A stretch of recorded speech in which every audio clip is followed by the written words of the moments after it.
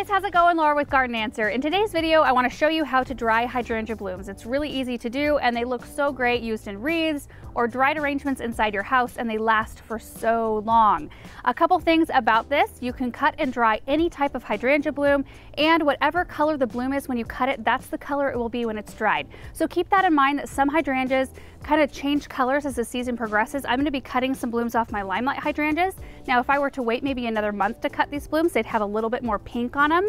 So you can hold off and wait till your blooms have changed colors if you want to. The first thing you want to do is make sure that you're cutting blooms that are fully opened.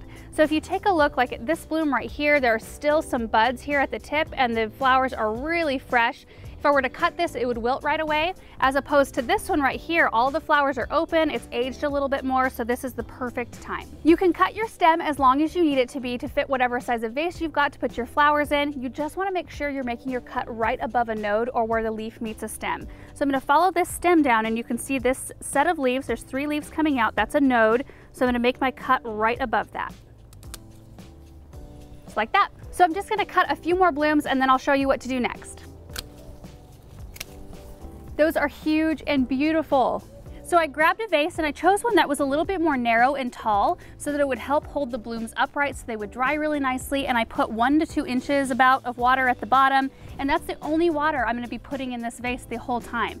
So the plants, or the stems rather, will draw up that moisture and it'll help them just in that drying process. So now I have to prep the actual blooms. So the first thing that we want to do is strip off all the leaves, because we want to dry the blooms, not the leaves.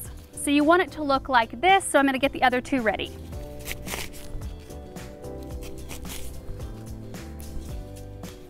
So now we need to make a fresh cut on the stem. So you remember that we cut it right above a node on the plant. So now we need to select a location between 2 nodes. So there was one here, and you can see the second one right there. If we make an angled cut in between where those 2 nodes are, the stem is actually better able to take up water. So we'll make an angled cut like that, and we'll just introduce it right into that vase. And that is perfect. Now the next 2.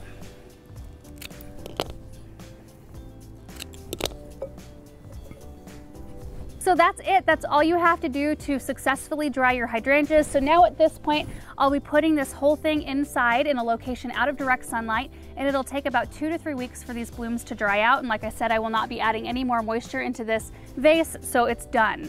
And then after that time, you can leave them in a bouquet just like this, or you can take them out, use them in wreaths or whatever kind of dried arrangement that you want. I'm not sure how I'm going to actually use these, but fall is coming up, so I will probably use these in some sort of fall project. I've seen people use gold spray paint, like a really light layer, just to kind of fancy it up and use them in like holiday projects. And it's also nice to have something like this in areas of your home where it's really hard to get houseplants to thrive, like really dark locations. You can put something like this that still gives you that feel, kind of that outdoors kind of cozy feel, and it warms up the space really nicely without needing any maintenance. So anyway, I hope you guys enjoyed this video, and we will see you in the next one. Bye.